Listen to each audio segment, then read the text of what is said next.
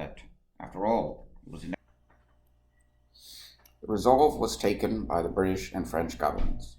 Let me say that it is very important to realize that it is by no means a question which the British government only have had to decide. I very much admire the manner in which, in the House, all references of a recriminatory nature have been repressed.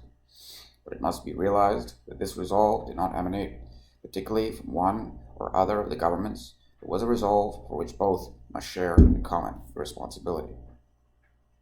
When this resolve was taken and the course was followed, you may say it was wise or unwise, prudent or short-sighted. Once it had been decided not to make the defense of Czechoslovakia a matter of war, then there was really no reason, if the matter had been handled during the summer in the ordinary way, to call into being all this formidable apparatus of crisis. I think that point should be considered. We are asked to vote for this motion, which has been put upon the paper, and it is certainly a motion couched in very uncontroversial terms, as indeed is the amendment moved from the opposition side. I cannot myself express my agreement with the steps which have been taken, and as the Chancellor of the Exchequer has put his side of the case with so much ability, I will attempt, if I may be permitted, to put the case from a different angle. I have always held the view that the maintenance of peace depends upon the accumulation of deterrents against the aggressor, coupled with a sincere effort to redress grievances. Hitler's victory, like so many of the famous struggles that have governed the fate of the world, was won upon the narrowest of margins. After the seizure of Austria in March, we faced this problem in our debates. I ventured to appeal to the government to go a little further than the Prime Minister went, and to give a pledge that in conjunction with France and other powers, it would guarantee the security of Czechoslovakia, while the Sudetendeutsch question was being examined, either by a League of Nations Commission or some other impartial body. And I still believe that if that course had been followed, events would have not fallen into this disastrous state. I agree very much with my right honorable friend, the member for Sparkbrook, when he said on that occasion, "Do one thing or the other. Either say you will disinterest yourself in the matter altogether, or take the step of giving a guarantee, which will have the greatest chance of securing protection for that country." France and Great Britain together, especially if they had maintained a close contact with Russia, which certainly was not done, would have been able in those days in the summer, when they had the prestige, to influence many of the smaller states of Europe, and I believe it could have determined the attitude of Poland. Such a combination, prepared at a time when the German dictator was not deeply and irrevocably committed to his new adventure, would, I believe, have given strength to all those forces in Germany which resisted this departure, this new design. They were varying forces, those of a military character which declared that Germany was not ready to undertake a world war, and all that mass of moderate opinion and popular opinion which dreaded war, and some elements of which still have some influence upon the government. Such action would have given strength to all that intense desire for peace which the helpless German masses share with their British and French fellow men, which, as we have been reminded, found a passionate and rarely permitted vent in the joyous manifestations with which the Prime Minister was acclaimed in Munich.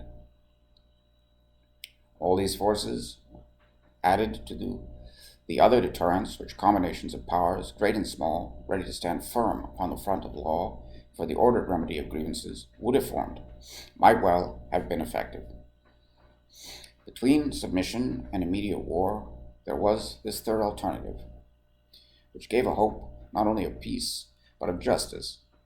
It is quite true that such a policy, in order to succeed, demanded that Britain should declare straight out, and a long time beforehand, that she would, with others, join to defend Czechoslovakia against an unprovoked aggression.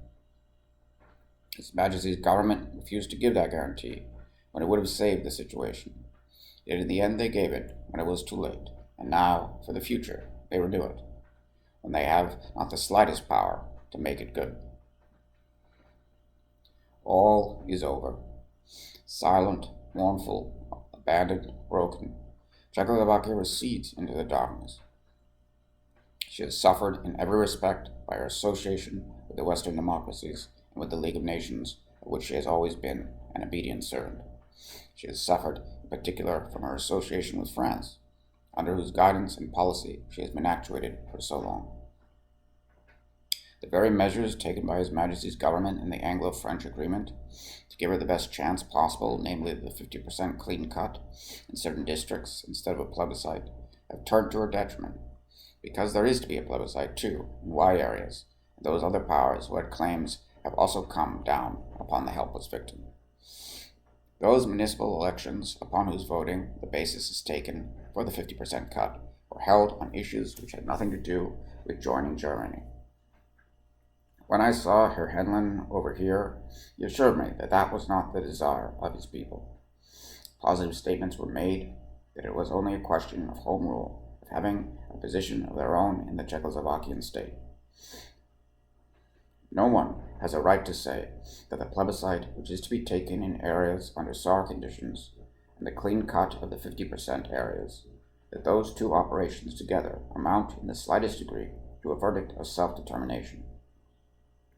It is a fraud and a farce to invoke that name.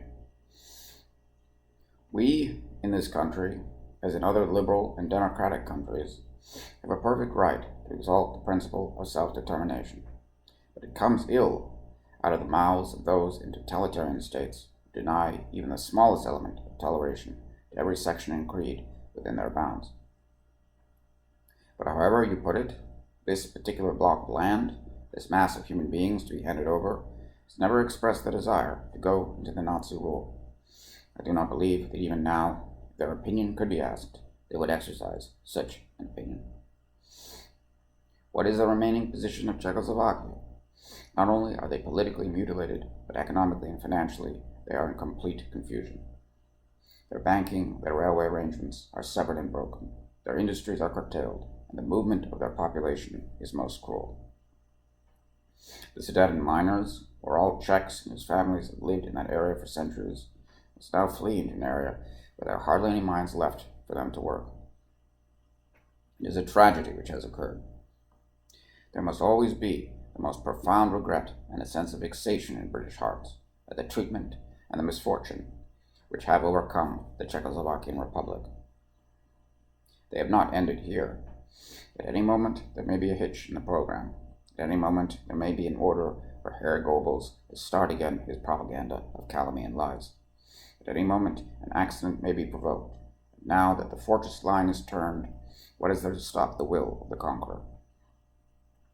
Obviously, we are not in a position to give them the slightest help at the present time, except what everyone is glad to know has been done, the financial aid which the government have promptly produced. I venture to think that in future the Czechoslovak state cannot be maintained as an independent entity. I think you will find that in a period of time, which may be measured by years, but may be measured only by months, Czechoslovakia will be engulfed in the Nazi regime. Perhaps they may join it in despair or in revenge. At any rate, that story is over and told. But we cannot consider the abandonment and ruin of Czechoslovakia only in the light of what happened only last month. It is the most grievous consequence of what we have done and of what we have left undone in the last 5 years. 5 years of futile good intentions, 5 years of eager search for the line of least resistance, 5 years of uninterrupted retreat of British power, 5 years of neglect of our air defenses. Those are the features which I stand here to expose, and which marked and improvident stewardship for which Great Britain and France have dearly to pay. We have been reduced in those 5 years from a position of security so overwhelming and so unchallengeable that we never cared to think about it. We have been reduced from a position where the very word war was considered one which could be used only by persons qualifying for a lunatic asylum.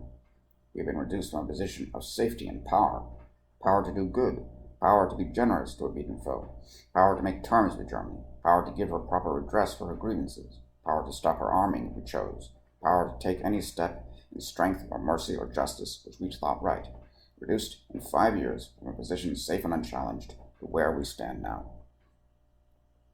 When I think of the fair hopes of the long peace which still lay before Europe at the beginning of 1933, when Herr Hitler first obtained power, and of all the opportunities of arresting the growth of the Nazi power, which have been thrown away, when I think of the immense combinations and resources which have been neglected or squandered, I cannot believe that a parallel exists in the whole course of history. So far as this country is concerned, the responsibility must rest with those who have had the undisputed control of our political affairs. They neither prevented Germany from rearming, nor did they rearm ourselves in time. They quarreled with Italy without saving Ethiopia.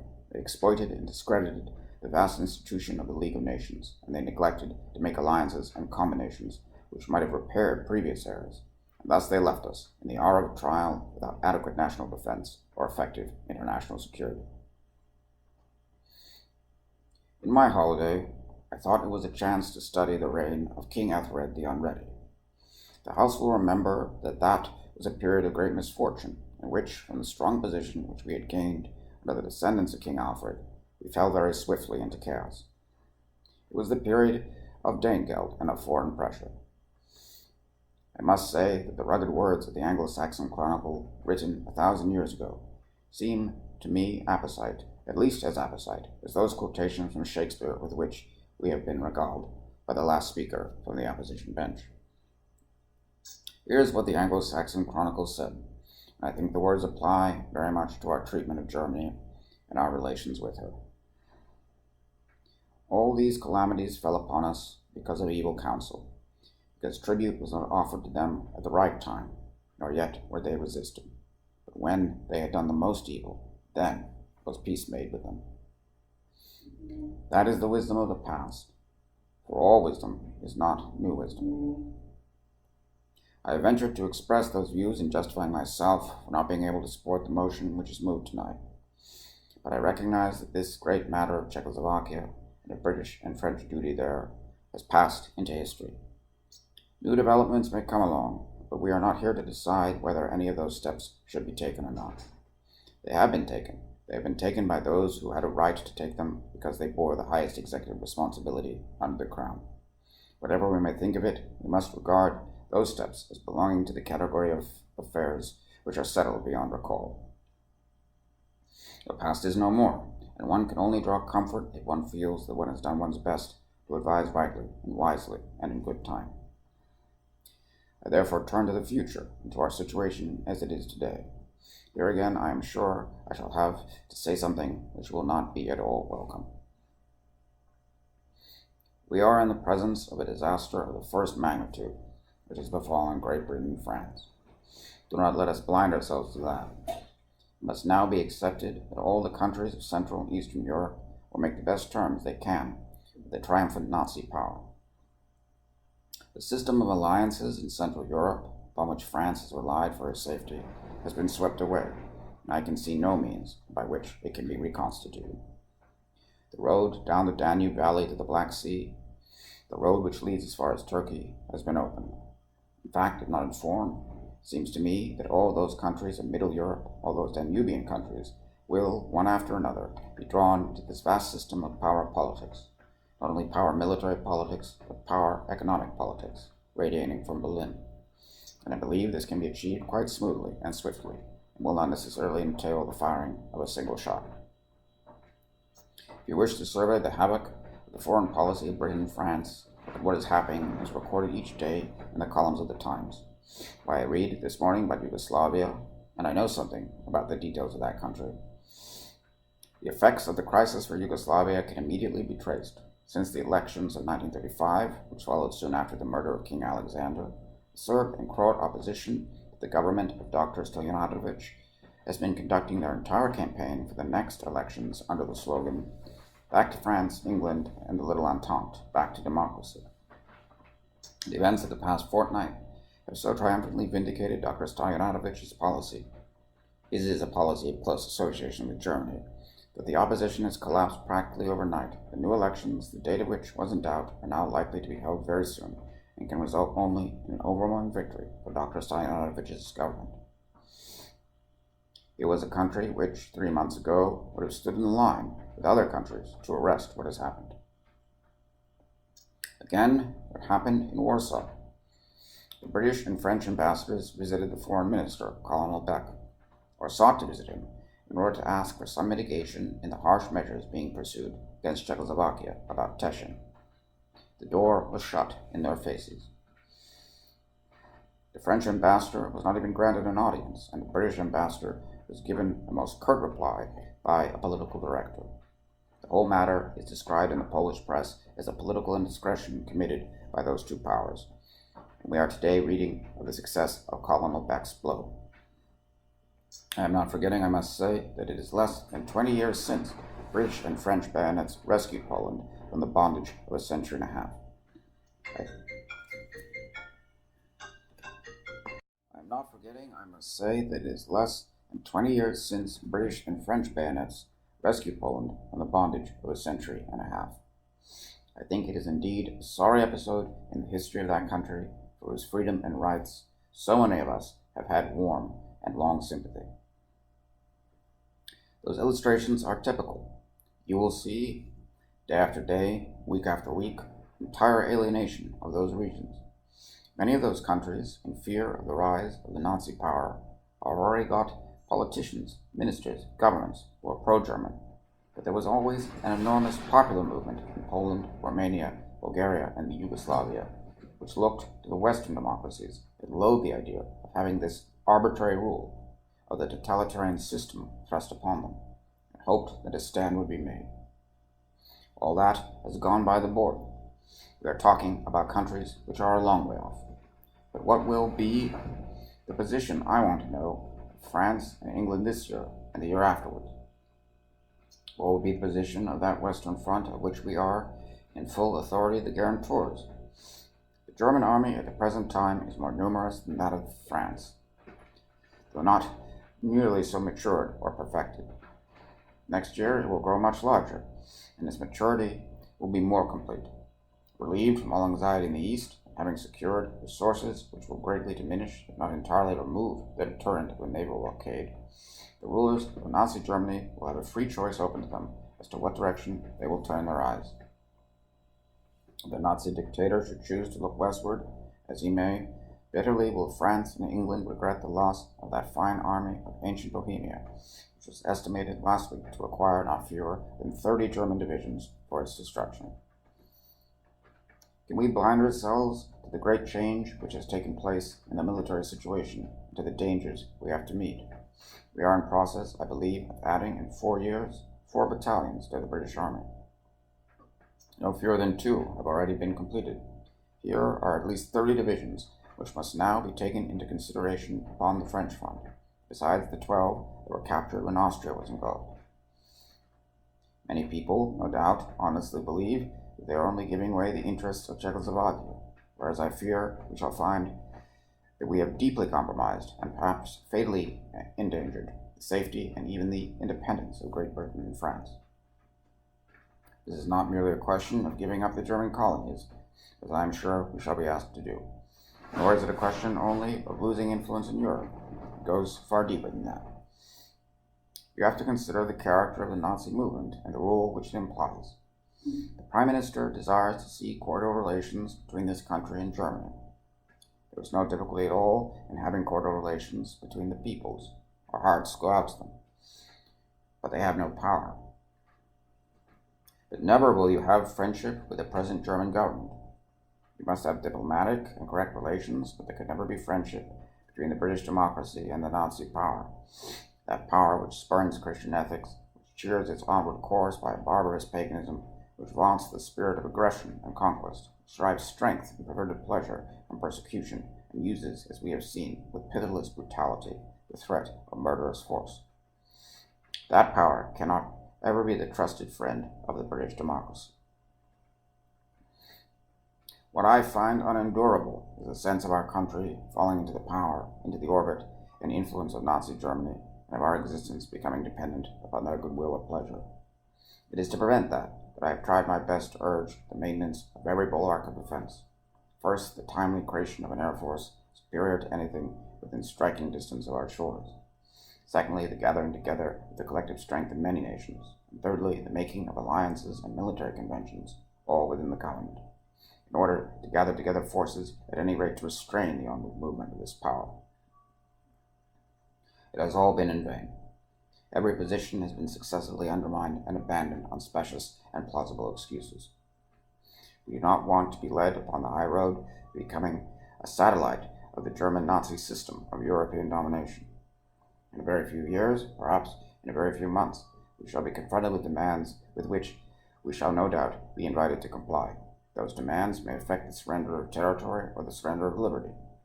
I foresee and foretell that the policy of submission will carry with it restrictions upon the freedom of speech and debate in Parliament, on public platforms, and discussions in the press. For it will be said, indeed I hear it said sometimes now, that we cannot allow the Nazi system of dictatorship to be criticized by ordinary, common English politicians. Then with a press under control, in part direct, but more potently indirect, with every organ of public opinion doped and chloroformed into acquiescence, we shall be conducted along further stages of our journey. It is a small matter to introduce into such a debate as this. During the week I heard something of the talk of tadpole and taper. They were very keen upon having a general election, a sort of, if I may say so, inverted cocky election. I wish the Prime Minister had heard the speech of my honourable and gallant friend, the member for the Abbey Division of Westminster, last night.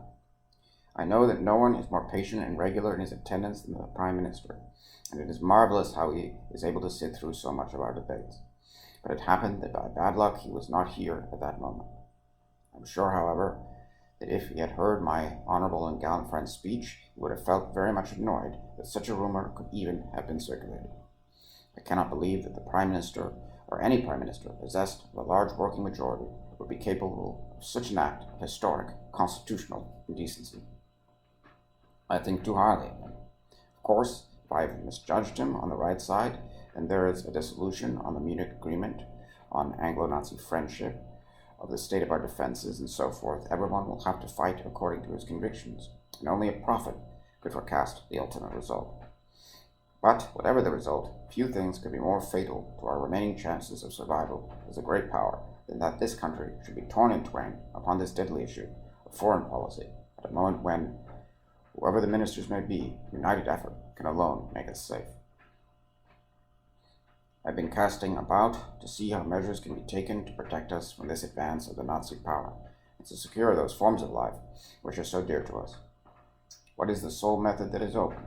The sole method that is open is for us to regain our old island independence by acquiring that supremacy in the air which we were promised, that security in our air defenses which we were assured we had, and thus to make ourselves an island once again.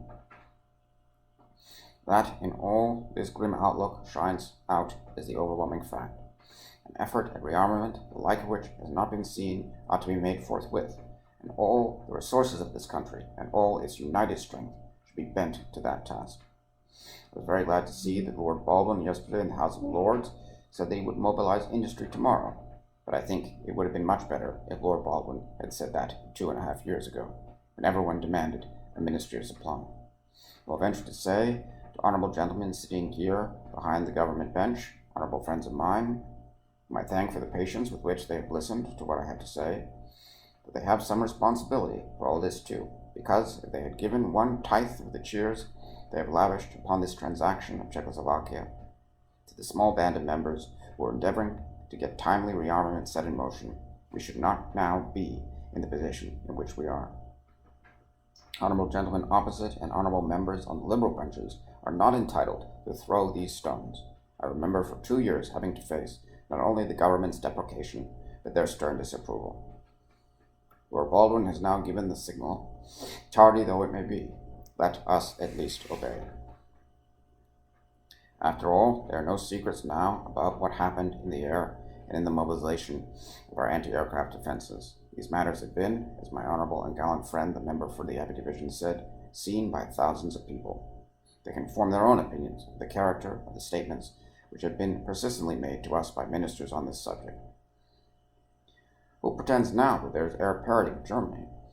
Who pretends now that our anti-aircraft defenses were adequately manned or armed?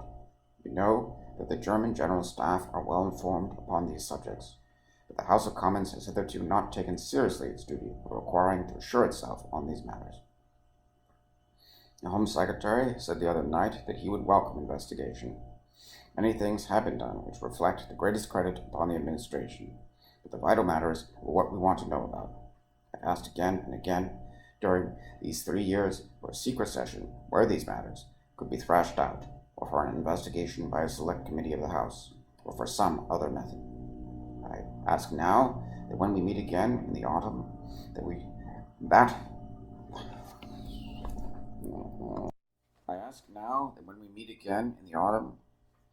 that should be a matter on which the government should take the House into its confidence, because we have a right to know where we stand and what measures are being taken to secure our position. I do not grudge our loyal, brave people who were ready to do their duty no matter what the cost, and never flinched under the strain of last week. I do not grudge them the natural, spontaneous outburst of joy and relief when they learned that the hard ordeal would no longer be required of them at the moment. But they should know the truth. They should know that there has been gross neglect and deficiency in our defenses. They should know that we have sustained a defeat without a war, the consequences of which will travel far with us along our road. They should know that we have passed an awful milestone in our history, when the whole equilibrium of Europe has been deranged, and that the terrible words have for the time being been pronounced against the Western democracies.